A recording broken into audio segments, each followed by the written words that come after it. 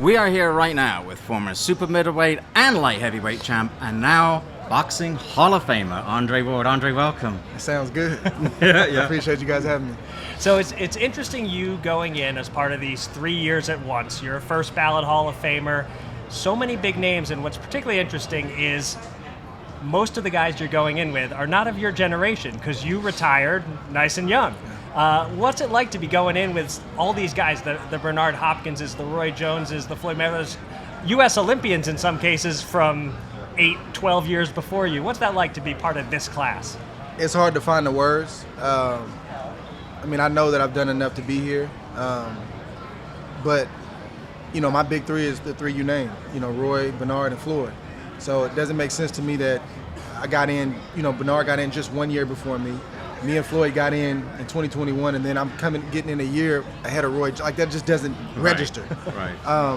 But I'm just trying to enjoy it. Like I told you guys when we were off camera, just trying to just enjoy the moment. You know, when you're a top athlete and you've won for so many years as an amateur and a pro, you very much get conditioned to not celebrate the wins too long, put it behind you, and get back to work. And for this one, I'm trying to just embrace the moment and be that little kid again that fell in love with boxing at 9 years old and just enjoy it. Yeah. You know, Eric mentioned, you know, you retired pretty young. Those of us sort of on the outside, it felt like it came pretty suddenly. Yeah. You know, you had the Kovalev fights, it looked like you were going to think about what came next, and then you were done. How long had you been thinking about stepping away? Probably wanted to retire probably 2-3 years before I did. Okay. You know, and I got, you know, a core group of people in my life that I consult with, my wife, my pastor, and a few other individuals I consider brothers. You know, and I bounce stuff off of them like that. And my wife was always saying, you know, like, it's just not time. And it was just partly just because it's not just the fights, you know, it's the training. You know, I'm the type of person where, like, when I go. I know one way, and that's full steam ahead. So my training, my preparation, the mental focus, you know, all the money being spent to keep my body right so I can compete, that stuff starts to add up. And then your kids start to get older, and you start looking at not being there for certain things, and it just starts to wear on you. And I'm the type of person where if I can't do it all the way, I don't want to do it. So I was creeping to that retirement place before the first Kovalev fight, just didn't know when. And then as you start to get closer, it just starts to, you get more clarity. And then after Kovalev, I thought I was done after Kovalev won. Okay.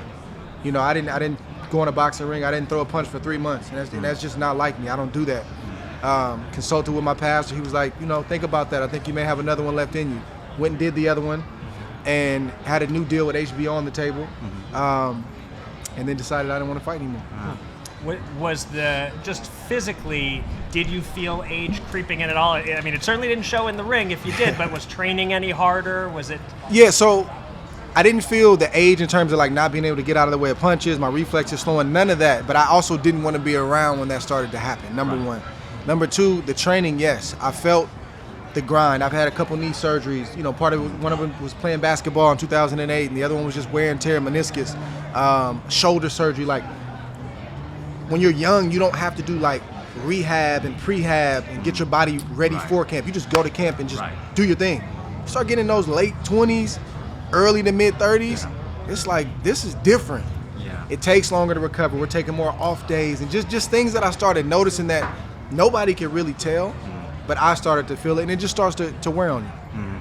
Did it make the transition easier, the fact that you had the commentary gig with HBO, you subsequently moved to ESPN, so it wasn't like you had to leave boxing behind, you were around it somewhere. Did that help at all? I definitely think that commentating specifically, it helped with what's the right way to say it, sort of the detox process. You know, when you retire, it's like a death. When you've done something as long as I have, it's like a death. It's like you have good days with it and bad days with it.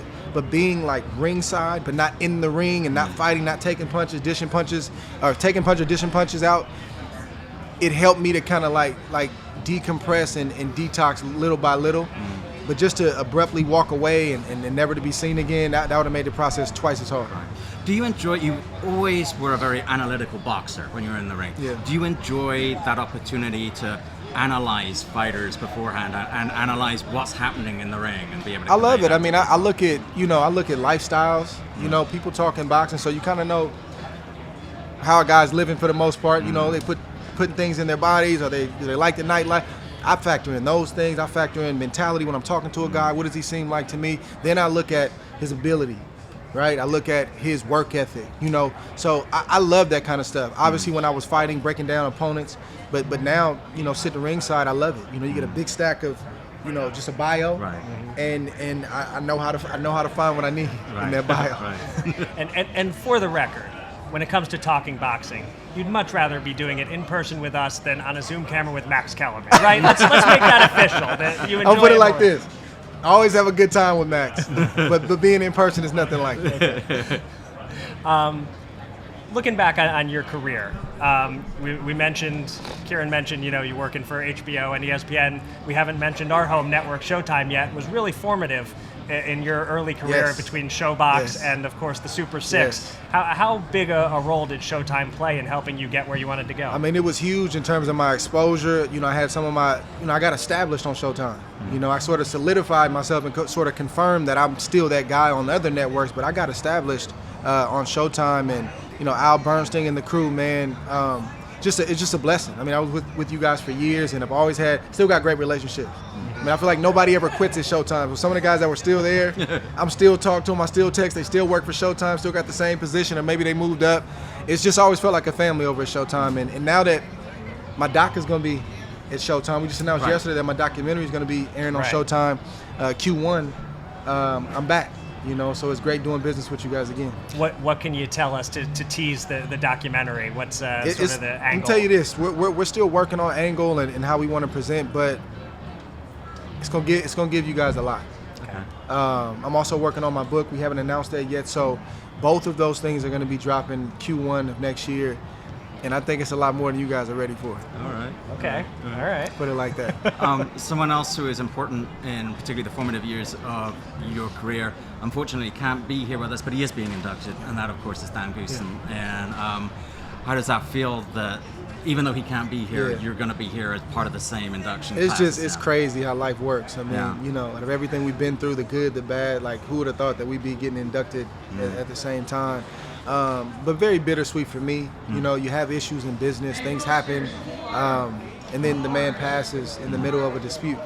So that, you know, you just don't have any closure with that. Right. So that part is difficult, but I still have a lot of love for his family. I ran into Joe Goosen, we called a fight together, and we picked up where we left off. I haven't seen his wife Debbie, but I hope I get a chance to see her and the kids, and Craig Goosen, his son, and just a lot of love for the Goosen family. You know, you have business, but I never took it personal. At least I tried not to. And there's still a lot of love for the Goosen family. This is exactly the kind of environment that Dan should be in, isn't Oh, it? my He God. would be in heaven here right now. He's a bit of an extrovert. That guy. Yeah. This, I mean, you could hear Dan before you see him. You know, that's Dan Goosen. Yeah. So he'll light up any room, and for him to be inducted, I mean, come on. You guys know he'd take over the whole place, the whole weekend. You know.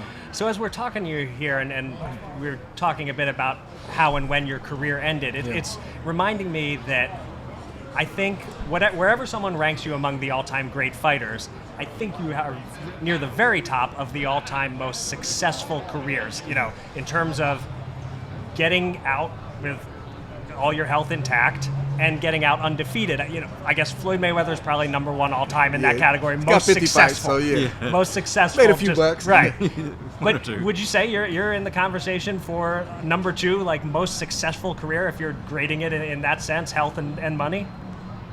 I feel like legacy? I'm just thankful being in the conversation. Okay. It's a lot of conversations I can be in boxing, and to be in one like that, I don't really get, like, I'm competitive, so, you know, your first mind is like, yeah, I'm this, I'm number one, I'm number two, I'm this. But when you start talking about ranking me or talking about me in terms of all-time greats or greats or just other fighters that came in the sport, I just have so much respect for them, man, that I try not to get involved in where I rank. But I will say this, you know, I want to try to set a new precedent. Even though it's a little strange for me being the baby and being the youngest here, and I think doing some math, I think I may be the second youngest all time in the Hall of Fame, next to Wilfred Benitez, I think. Oh, okay. Gotta confirm that, but I think just doing some short math, I want to see guys getting in here younger and younger and younger. You know, coming to the Hall of Fame, I first came in 2015 as a guest, and I was a student of the game, so I know older fighters, and they don't believe I know them. I'm like, dude, I know you.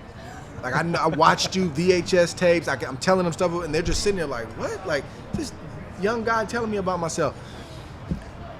It can be bittersweet. Because you see your heroes, you see the guys you grew up watching, and some are doing okay, some aren't. And I just never wanted to be a guy who sort of rolled in the Hall of Fame or limped in and barely made it. Physically, I'm not there. I just didn't want to be that. Competitively, I still want to go today, but I got to think long term, and I believe I made the right decision. The first fight of yours I was ringside for, you were buried deep on the undercard. Wayne McCulloch and Oscar Larios were the main event. Yeah.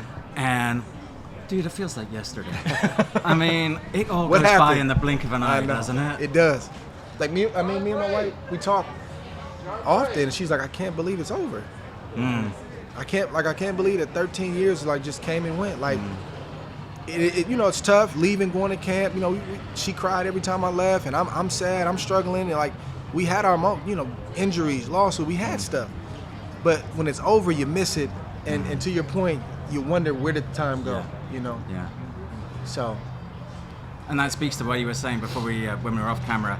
You're trying to soak up every moment of this, aren't you? Right here, this weekend. I think I owe it to myself. Yeah. I think I owe it to myself, and I didn't I knew it subconsciously, but I didn't really, take the time to think about it, about the part about not celebrating wins very much until recently.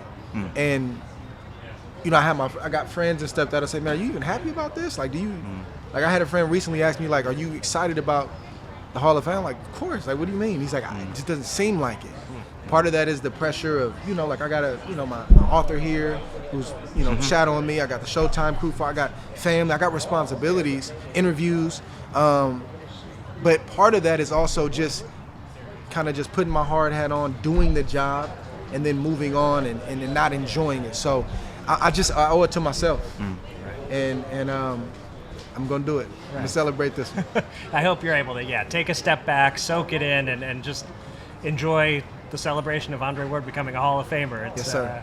Pretty darn cool and certainly well-deserved after, as I said, one of the most successful careers boxing has ever seen. That. I will take that. Thanks so much Thank for you so talking much, to guys. us, Andre. Appreciate it anytime. Congratulations. I'm not comfortable living in a hot dog. It's still way better than your house, kitty. I can't do this anymore, Mom. If you won't listen to me, then I really don't have a choice. So you're running away?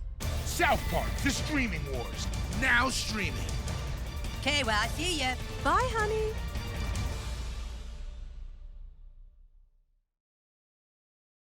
Q. Exclusively on Paramount Plus. It's official, everyone on the internet is possessed. The world is weird. We investigate unexplained phenomena. It's a bit convenient, isn't it?